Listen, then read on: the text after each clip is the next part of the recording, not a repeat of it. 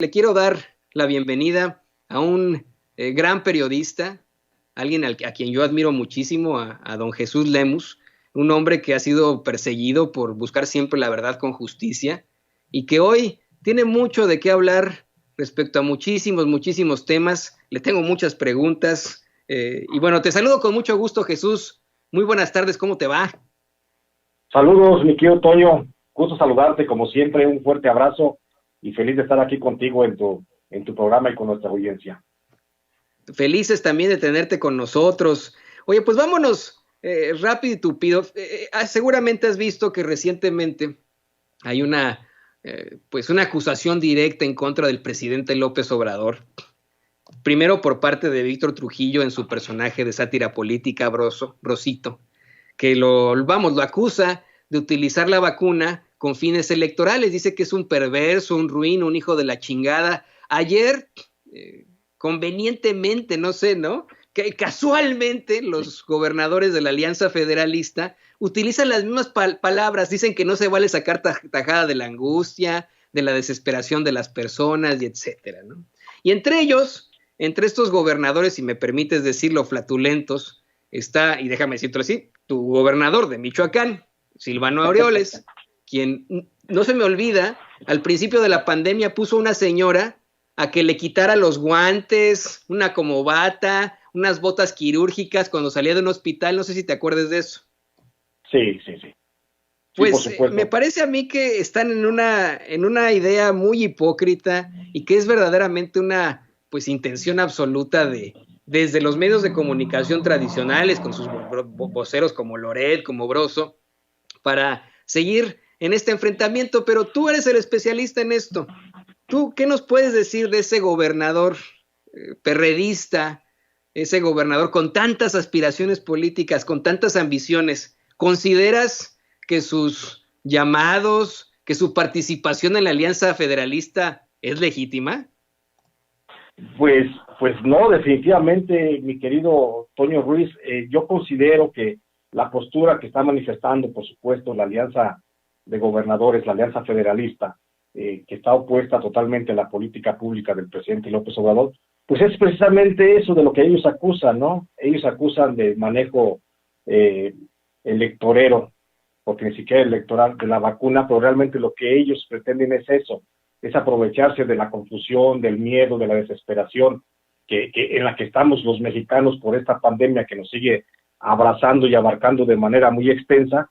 Ellos lo que están buscando realmente es utilizar precisamente la vacuna con esa finalidad. Saben que sus administraciones, sus gobiernos están en riesgo, vienen elecciones próximas, por supuesto habrá mucha disidencia ideológica entre los votantes con los gobiernos que estos gobernadores están haciendo en sus propios estados, y pues por supuesto que ven cómo se les va a escapar el poder y el control de sus estados. El caso muy particular del gobernador Silvano Aureoles, de mi querido estado de Michoacán, pues creo que es la más clara muestra de cómo es el miedo lo que le está impulsando, porque de otra forma, sin vacuna, por supuesto que Silvano Aureoles no tendría ni siquiera la mínima posibilidad de que alguno de sus allegados, de sus candidatos, que pretende impulsar por esa extraña y facciosa alianza que ahora hacen PRI, PAN y PRD para combatir o enfrentar políticamente a Morena, pues tendría la posibilidad de llegar a un cargo de elección. Por eso el gobernador hoy quiere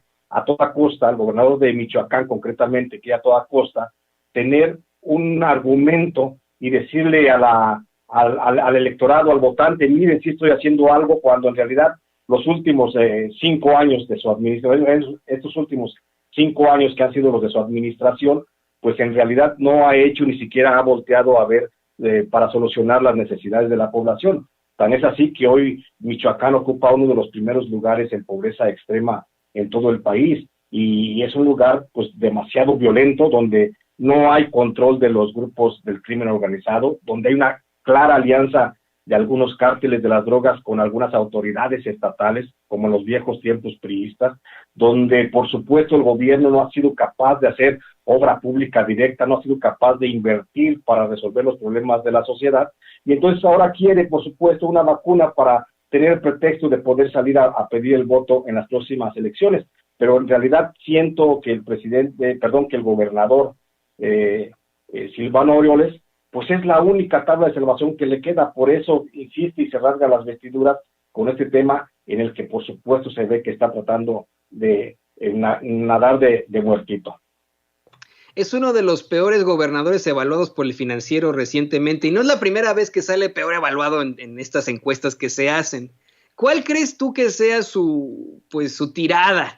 Se habla mucho de, hace algunos meses, el reportero independiente Julio Cerroa daba a conocer aquí, en Sin Censura, que una persona muy, muy cercana a Silvano Aureoles es el dueño de...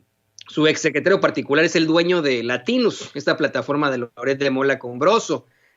¿Cuál crees tú que sea la tirada de Silvano Aureoles? Se le acaba, su sexenio en estos últimos meses. ¿Qué crees que esté buscando ahora él políticamente, querido Jesús? Pues sin duda alguna creo, Toño, que la tirada primera del gobernador Silvano Aureoles es cubrirse las espaldas, porque te aseguro que en Michoacán va a llegar un candidato emanado o más bien respaldado por el partido Morena. Morena va a arrasar las elecciones en Michoacán, sea quien sea el candidato que vaya por este partido, y te lo aseguro que el reclamo popular que tienen los michoacanos sobre las cuentas pendientes que tiene Silvano con la población son muchas, y entonces habrá sin duda alguna un escrutinio, una revisión a fondo del manejo de las finanzas, que no ha sido para nada claro, que no ha sido para nada honesto, y que sin duda alguna le van a tener que sacar mucho por ahí las cuentas y los trapitos al gobernador Silvano. Entonces lo que él está pretendiendo, por supuesto, en primera instancia, es cubrirse las espaldas y tratar y evitar a toda costa de que en Michoacán llegue Morena, como es un hecho prácticamente que nada más estamos a la espera de que suceda. Y por otra parte, pues sin duda alguna, no dudo, porque es un gobernador, insisto, es un gobernador soñador, no dudo que tenga aspiraciones presidenciales, que seguramente alguien le ha ido fermentando en su enferma cabeza y piensa que ha hecho un logro grandísimo en el estado de Michoacán, donde ha gobernado desde su palacio de cristal, allí en la casa de gobierno, donde pues ni las moscas entran prácticamente ya no se atiende a la población como antes. Entonces creo que sin duda alguna el gobernador Silvano Aureoles está aspirando a ser el candidato de esa gran coalición PAN-PRD-PRI para la presidencia de la República, y por eso el manejo de esta alianza federalista, y es el único que está disputando, tengo entendido y lo sé de fuentes muy cercanas, es el único que está negociando directamente con Alfaro la posibilidad de quién encabece esa gran alianza para buscar la presidencia de la República. Pero pues Dios nos guarde, ¿no? Dios guarde la hora de que un personaje político como Silvano Aureoles pues llegue a ser siquiera candidato, ya no, pues por supuesto que nunca llegaría a ser presidente, pero si siquiera pensarlo candidato sería terrible para la democracia en México. Así es, Dios nos agarre confesados, pero mira, Jesús, ya tuvimos candidatos como Ricky Riquín Canallín, Ricardo Anaya, como un José Antonio Mide, en su momento un Roberto Madrazo, así que yo dudo mucho que la gente votaría por un sujeto como Silvano Aureoles. Y bueno, vamos a hacer un cambio de tema medio radical.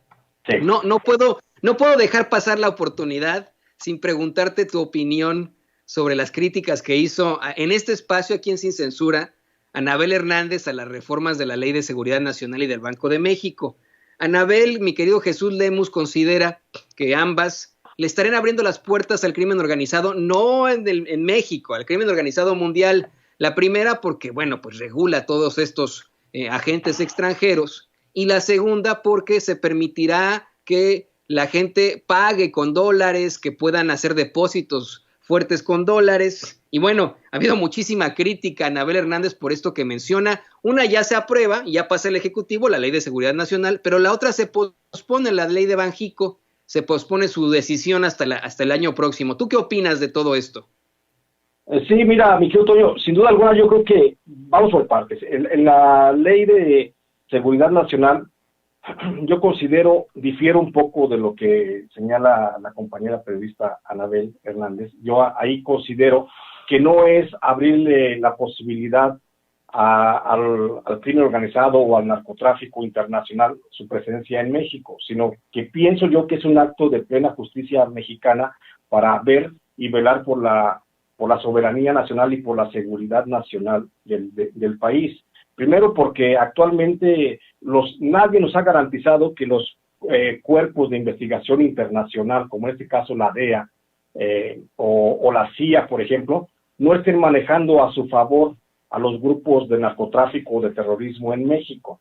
Sabemos claramente que la DEA tiene intereses muy arraigados dentro de los cárteles, dentro de algunos cárteles de las drogas, y que manejan, por supuesto, el negocio del tráfico y el trasiego de drogas hacia Estados Unidos, pues de manera muy convenenciera, e incluso tienen participación directa en las utilidades que logran algunos cárteles de las drogas en México. Entonces, creo que el regular en esta nueva ley, como ya quedó ya establecido, el regular la presencia de agentes extranjeros operando en México, pues eso le da más certeza al gobierno mexicano para lograr un combate más abierto y más directo sobre los cárteles de las drogas, porque en primer lugar, en esta nueva, o con esta reforma, con esta iniciativa de ley para reformar la Ley de Seguridad Nacional, pues hay una clara posibilidad, una obligatoriedad constitucional para que los agentes extranjeros, los espías, ahora sí tengan que rendir cuentas informativas al gobierno federal. Me refiero a la Secretaría de Gobernación, a la Secretaría de Relaciones Exteriores y a la propia Fiscalía General de la República. Hasta hoy, ningún agente federal, ningún agente extranjero había tenido esa obligatoriedad de informar o de participar esa información con la autoridad mexicana, por lo que entonces no sabíamos cómo estaban operando los agentes extranjeros. Y hablo únicamente de la DEA, pero la otra vez comentábamos aquí mismo en este espacio de Sin Censura, de que en México operan por lo menos 250 agentes extranjeros de 14 países que tienen interés en ver cómo están operando estos cárteles de las drogas, estos grupos terroristas, que también significan un negocio para algunos gobiernos extranjeros, porque significa la compra de instrumentos o de implementos para la guerra. Entonces, creo que la modificación a la Ley de Seguridad Nacional sí beneficia realmente a los mexicanos, y no creo que realmente fomente el narcotráfico internacional. Creo que al contrario, creo que le da autoridad, más bien le da el marco jurídico al gobierno mexicano para que pueda mantener bajo control y bajo combate directo a estos grupos del narcotráfico. Por lo que hace a la iniciativa de ley para reformar la ley del Banco de México, que ahora permitiría pues que cualquier persona se presente a la ventanilla y pueda transferir o pueda cambiar billetes dólares sin mayor requerimiento de nada, yo ahí sí considero y sí coincido también con Anabel, creo que eso sí abriría la posibilidad de que el narcotráfico internacional pudiera tener una más fácil accesibilidad a la posibilidad de lavado de dinero. Creo yo, sin duda alguna, de que el narcotráfico en estos momentos, los grupos del narcotráfico en estos momentos, que todas sus operaciones las manejan en efectivo y en dólares, pues tendrían que transitar del negocio inmobiliario en el que actualmente lavan su dinero, ahora sí a una posibilidad más clara y más abierta de poder cambiar directamente sus dólares. Creo yo ahí sí que la nueva ley del Banco de México que se propone, pues sí podría abrir la posibilidad a que no nada más los grupos de narcotráfico lavaran dinero, sino que también algunos grupos dedicados a la venta de armas dentro del territorio mexicano.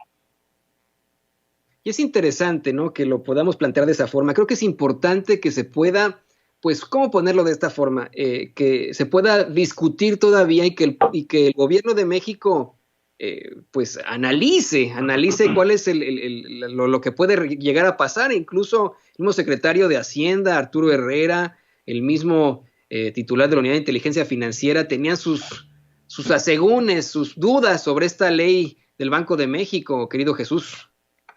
Sí, creo que esa nueva ley del Banco de México pues le daría también mucho más trabajo a la Unidad de Inteligencia Financiera, al doctor Santiago Nieto, que hay que decirlo, ha estado haciendo una excelente labor en la ubicación de los flujos de efectivo ilícitos que se manejan dentro del territorio nacional, y sin duda alguna esta nueva ley pues le daría pues un poquito más de chamba al doctor Santiago Nieto, porque ahora habría que rastrear el origen de esos dineros, de esos billetes dólares, que es a lo que realmente se refiere la nueva ley. Entonces, para ver primero de dónde es la ley, para evitar que sea pues un lavadero de dinero del narcotráfico o del secuestro o de la venta de armas, pues que también permita una modificación a la ley que plantea el manejo de la unidad de inteligencia financiera para que tenga mayores atribuciones para el rastreo del origen de los dólares que se pudieran cambiar en un momento determinado en cualquier ventanilla bancaria. Y pues una situación interesante que hay que plantear es que son los comentarios después de una investigación de una periodista hecha y derecha como Anabel Hernández, como tú, un periodista hecho y derecho. Te ha obtenido una serie de críticas, Anabel, por estos comentarios, pero creo que es respetable que ella pueda hablar al respecto. Precisamente sobre eso, querido Jesús, el reconocerte a ti que seas un periodista de a pie, hecho y derecho, perseguido por el gobierno de Felipe Calderón por luchar por esa verdad con justicia, por revelar la verdadera cara de García Luna, que te queremos preguntar, queremos saber cuál es tu consenso, tu idea del periodismo, cómo cierra este periodismo libre en 2020 y cómo chillan los chayoteros. Sí, por supuesto, mi querido Toño. Pues sin duda alguna, siempre que se hace una crítica abierta, siempre que se hace una exposición de la realidad muy clara y muy precisa, como lo ha hecho en este caso, pues Anabel Hernández, que siempre lo ha hecho de manera muy precisa, pues yo no tengo la menor duda de que siempre despiertas y opiniones encontradas y opiniones de apoyo, pero eso es lo bonito de la democracia, que podamos discernir las ideas, que podamos disentir incluso de las formas de pensar, pero hasta el punto del reconocimiento del trabajo informativo. Y pues hablarte de cómo cierra este año, mi querido Toño, cómo cierra el periodismo, es muy duro lo que estamos viviendo, porque por su propia naturaleza, los periodistas nunca deberíamos de ser noticia. Sin embargo, frente a las circunstancias que se viven en México, que en los últimos años se ha convertido en el país más peligroso para ejercer el periodismo, es necesario hacer una revisión de cómo cierra este 2020 para el gremio en general, donde las evidencias no son nada alentadoras. No hablo por nadie, ni pretendo caer en la fácil victimización, solo planteo desde mi muy particular punto de vista que hoy los periodistas mexicanos, los de a pie, los que no tenemos privilegios, los que reporteamos a nivel de calle, los que hacemos periodismo en los lugares más remotos del territorio mexicano, hoy estamos viviendo la más aguda de las crisis de la que yo tenga memoria en mis 32 años de trabajo al servicio de la información y de la gente. Por supuesto, y que no se confunda, mi querido Toño, esta revisión de las circunstancias que vive el periodismo y sus trabajadores no aspira a nada que no sea dejar en claro las dificultades que a veces son desconocidas por la mayoría de nuestros informados, sobre las que hoy estamos trabajando, bajo el único compromiso de contribuir a una sociedad mejor informada y consecuentemente más democrática. Así, déjame decirte lo que tú ya sabes, pero que muchos de nuestra audiencia en este espacio libre como el viento todavía pueden desconocer. El 2020 cierra como uno de los años más violentos para el gremio y el de mayor dificultad para hacer trabajos de reporteo en la calle, a causa de la pandemia de la COVID-19. Solo por esta enfermedad han muerto, sin ningún tipo de apoyo por parte de sus casas editoriales, por lo menos 26 periodistas. Son 26 comunicadores, Toño, hombres y mujeres, que se contagiaron del coronavirus haciendo su labor informativa. De esos 26 trabajadores muertos por la COVID-19, ninguna de sus familias ha sido apoyada económicamente por los dueños de los medios o los encargados de las dependencias de gobierno para las que trabajaron. La totalidad de estas víctimas de la pandemia dejaron en el desamparo a sus dependientes económicos, porque simple y lamentablemente la mayoría de los periodistas en México no cuentan con un seguro de vida. Por efecto de la violencia, la generada por los grupos de la delincuencia organizada y los cárteles de las drogas coludidos con funcionarios del gobierno, en este 2020 fueron ejecutados hasta el día de hoy 14 comunicadores, 3 mujeres y 11 hombres. Esta cifra de periodistas asesinados es alarmante, aun cuando el asesinato de periodistas se ha casi normalizado en México. Hay que recordar que el año pasado, en el 2019, fueron asesinados 13 periodistas. En el 2018 murieron ejecutados 18 comunicadores y en el 2017 fueron 17 los periodistas asesinados a causa de su trabajo. Por eso, organizaciones de defensa de los derechos de periodistas como Reporteros Sin Frontera han considerado que México es el país más peligroso para ejercer el periodismo, incluso más peligroso que aquellos países que se encuentran en guerra, como Palestina, Siria, Irak o Afganistán. A causa de la violencia generalizada que se vive en México, donde se estima, según el INEGI, que somos por lo menos 44,364 periodistas, los que nos dedicamos a la recabación y procesamiento de la información, un total de 418 periodistas, es decir, 111 mujeres y 307 hombres, hemos sufrido amenazas de muerte, por lo que actualmente estamos protegidos por la Secretaría de Gobernación. Como resultado de las amenazas de muerte, solo en este año fueron 78 los periodistas que se tuvieron que desplazar de su lugar de origen para poner a salvo sus vidas, mismos que actualmente se encuentran sin empleo y que sobreviven prácticamente de la caridad de algunas organizaciones internacionales y del propio gobierno federal.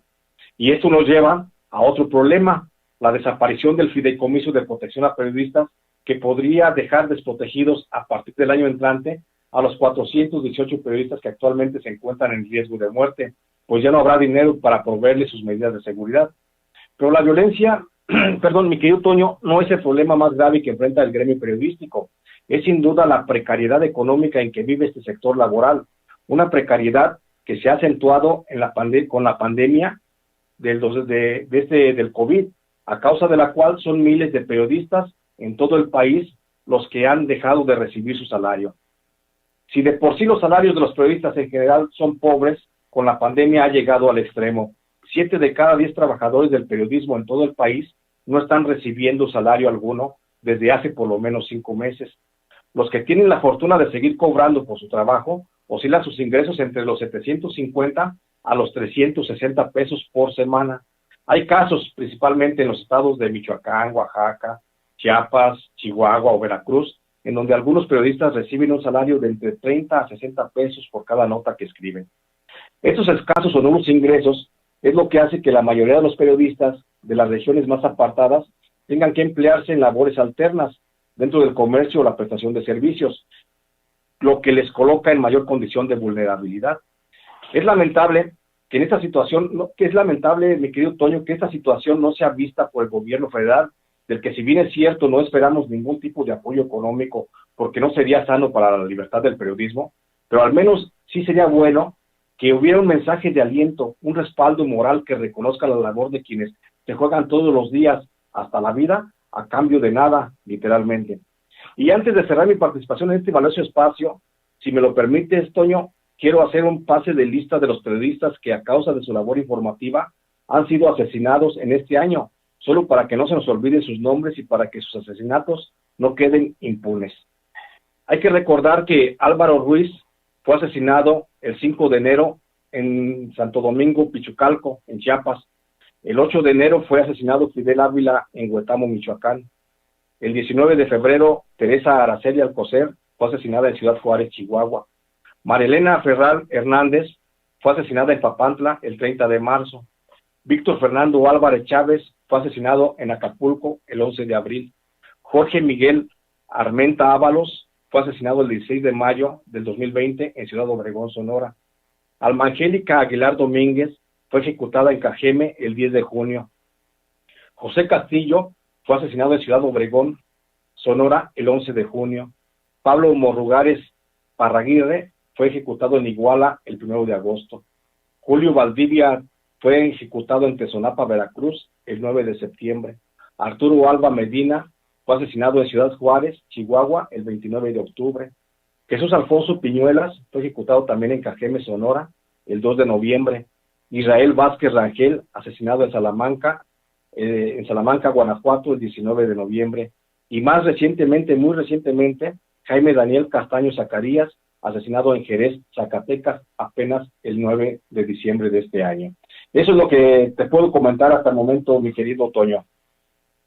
Sabes que a mí me duele muchísimo pensar en todo eso. Desde pues mis mocedades en el periodismo me di cuenta de la realidad, de cómo es que uno no puede pensar en esta profesión o en este oficio como algo para enriquecerse, a menos que te apellides Loret de Mola, a menos que te apellides López Dóriga, a menos que te apellides Gómez Leiva. Y algo que en lo que le das, creo mucho en el clavo, querido Jesús Lemus, es esa parte en la que además de lo muy pues peligroso que es ser periodista en México por los asesinatos, por las amenazas, por las golpizas que muchos enfrentan.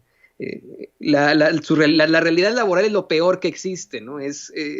Desde que uno sale de la carrera o desde que uno empieza sus pininos en el periodismo, dice, bueno, pues te voy a dejar que escribas aquí, pero no te voy a pagar. Luego, bueno, te voy a pagar, pero te voy a pagar 3,000 o 5,000 pesos al mes.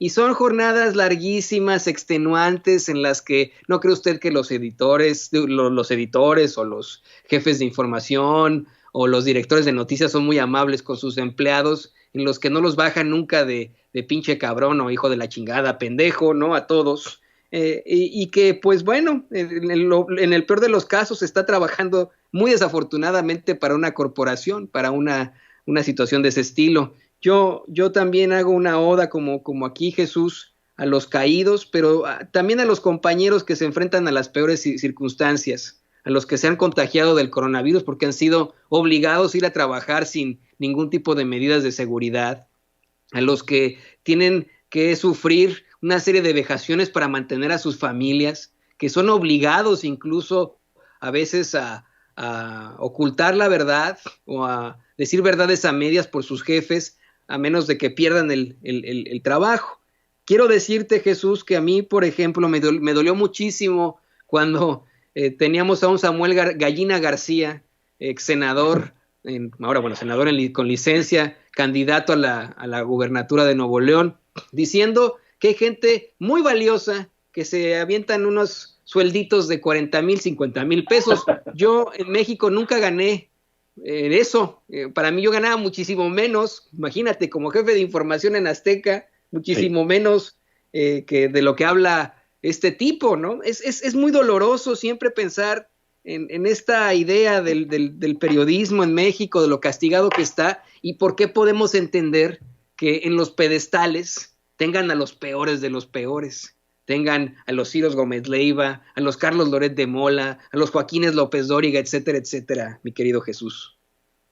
Es correcto lo que señalas y estoy de acuerdo contigo, mi querido Toño. Creo que esta reflexión de cómo estamos cerrando el año, el gremio periodístico, en términos muy generales, no hablo por todos, por supuesto, no hablo por nadie, de hecho, estoy señalando únicamente mi perspectiva. Creo que debe ser un llamado también pues al gobierno federal para que a través de la Secretaría de Trabajo y Previsión Social pues haga una revisión a fondo de todas las empresas informativas que operan en el país para que pues se vea realmente cómo están algunos de sus trabajadores, porque podemos hablar de los grandes medios, los grandes corporativos, que te hablo, Grupo Imagen, Excelsior, El Universal, Reforma, Televisa, TV Azteca, por si algunos que siguen mamando del gobierno, y a muchos de sus trabajadores pues prácticamente los tienen pues hambreados, si me permites el término, ¿no? Entonces creo que sí es un llamado de atención al gobierno para que revise cómo están las condiciones laborales de los trabajadores de la información, y también, bueno, un llamado a la conciencia también para la clase política, ¿no? Que dejen de estar mamando ahora sí, mi querido Toño, ¿no? O sea, que se bajen un poquito de su pedestal, que vean la realidad de los mexicanos y que no todos somos, pues, no todos vivimos, no todos sufrimos con los pinches 18 hoyos de golf como sufrió este muchacho pendejo de Nuevo León, que no sé ni qué está haciendo ahí en el Senado. Entonces, creo que deben de bajarse a la realidad, ver realmente cómo está viviendo el pueblo de México, porque con ese sueldito de 40, 50 mil pesos del que habla ese muchachillo, pues creo que seríamos felices, pues muchos periodistas teniendo un ingreso como ese, porque esos ingresos pues no los hay, ¿sí? No los hay dentro del periodismo real, los habrá dentro del periodismo chayotero, dentro del periodismo de complacencias o el de relaciones públicas, pero realmente el periodista que hace una labor de investigación, que hace un trabajo informativo serio, honesto y con la única finalidad de descubrir lo que no se quiere que se descubra, pues no conozco a nadie que gane ese sueldito con el que algunos son felices, dijo este señor, ¿no? Entonces, pues creo que sí, ese llamado a la atención, mi querido Toño, y pues ¿qué más te puedo decir ante esta situación? Y mira, pareciera, mi querido Jesús, que todo es tristeza en el periodismo, pero no es así, y le voy a pedir a don David que nos grabe. Mire, Jesús Lemus, algo de lo que yo admiro más de su historia como periodista, es esta realidad que tuvo cuando fue perseguido por Felipe Calderón, por su gobierno, y cómo se enfrentó con muchísima fuerza y con muchísima valentía a los hechos, a su verdad, a estar en la cárcel por decir la verdad con justicia, por luchar por la verdad con justicia. Algo que me llama mucho la atención, mi querido Jesús, de ti, es esto que nos cuentas, ¿no? Te meten a la cárcel injustamente por dar a conocer una serie de datos sobre Genaro García Luna. Los que te torturan no son los presos. Siempre nos asustan en los medios de comunicación de que la gente que está en las cárceles son los peores y que llegando nos van a violar y nos van a golpear y etcétera. Pero los que te torturan, los que te golpean, son los mismos carcelarios, son los mismos celadores. Y al ya llegar directamente en Puente Grande con los compañeros presos, pues te reciben de muy buena forma. Y una de las razones por las que te ganas tanto su cariño es porque escribes poemas para sus parejas o sus familias, les escribes poemas. Para mí, la poesía siempre ha sido una de las artes más infinitas que existen para podernos expresar. Me pasaba hace rato la querida Ceci Vega el monoverso que escribes. Si quieres lo leo yo o si quieres lo lees tú. Yo lo leí, me encantó, me hizo sentir tan bien. ¿Cómo? Por favor, tú, yo soy muy malo para la dicción, mejor tú. Y sí, bueno, te lo agradezco y para mí es un honor. Cuando estuve por ahí en Puente Grande, pues esa era mi afición, dedicarme a la poesía, escribía poesía para las novias de algunos de los narcotraficantes, ¿no? Entonces, pues siempre me ha gustado eso y hoy a la fecha se me ha quedado muy arraigado y a veces me canso de estar escribiendo los textos que tengo que presentar o entregar.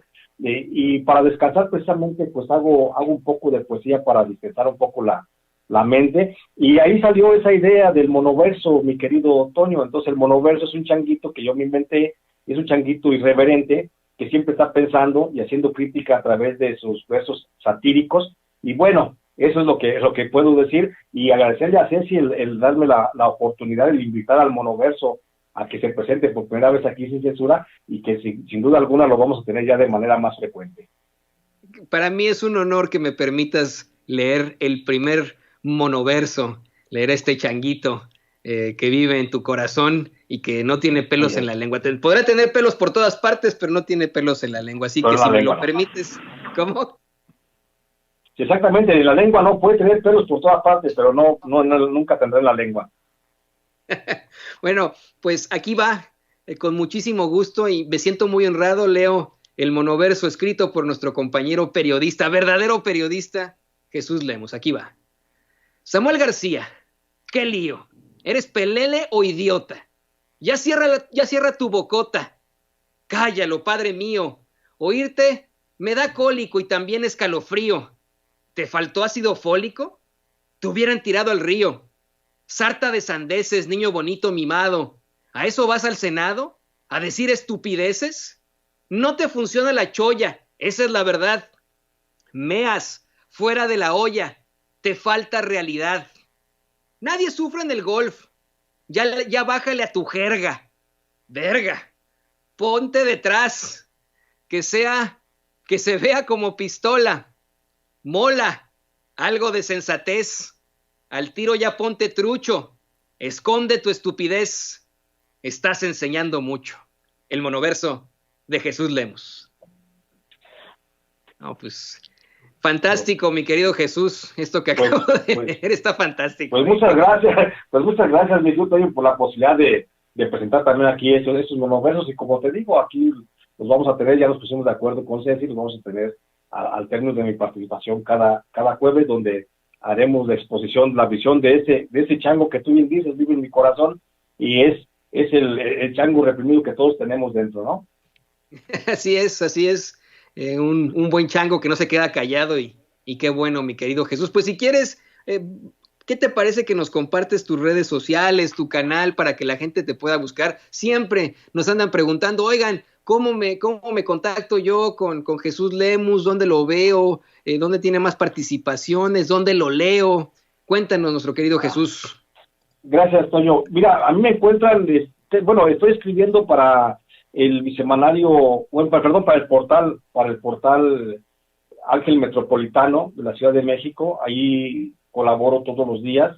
Ahí estoy escribiendo temas de importancia de investigaciones periodísticas diarias. También estoy participando y me pueden leer en Los Angeles Times. Entonces ahí también estoy todo de manera permanente y constante, también publicando temas de coyuntura. Y bueno, aparte de esos medios, la participación que hago aquí, pero aparte también me encuentran en Facebook. Estoy como Jesús Lemus Barajas. Ahí estoy en contacto con la gente que me quiera comunicar, que me quiera contactar, pues allí estamos a la orden. A veces no tengo mucho tiempo así como para estar respondiendo todos los mensajes, pero procuro ir respondiendo poco a poco cada mensaje, y estoy muy al tanto y ahí comparto todas mis opiniones. Ahí también sale, por supuesto, el Monoverso de manera semanal. Ahí comparto algunas historias también. Y también me encuentran en el Twitter, pues estoy como @LemusBarajas. Entonces, si me quieren seguir en Twitter, también ahí estamos en contacto, me siguen, yo los sigo y estamos en forma permanente en comunicación. Pues siempre siguiendo la noticia, mi querido Toño. Así es, siempre al frente de la noticia y un periodista de a pie. Yo como extraño esa parte, eso es lo que te admiro. Yo no he salido desde que comenzó la pandemia, pero híjole, es el ejemplo que muchos debemos de seguir. Pues querido Jesús Lemus, nos vemos muy pronto. Espero que podamos hacer esta dinámica en la que tengas la conversación con Vicente y me permitan a mí, si estás de acuerdo, leer Claro. esta tan interesante dedicación del Monoverso, este verso tan interesante, y sería fantástico para la próxima semana. Excelente, así lo hacemos, mi querido Toño. Saludos, fuerte abrazo a Ceci, a mi querido Vicente, y aquí estamos al pendiente. Ya estás, querido amigo. Pues ahí estamos, ahí tiene usted al querido periodista, compañero, colega, perseguido por el gobierno de Felipe Calderón por decir la verdad con justicia, a Jesús Lemus, nada más y nada menos.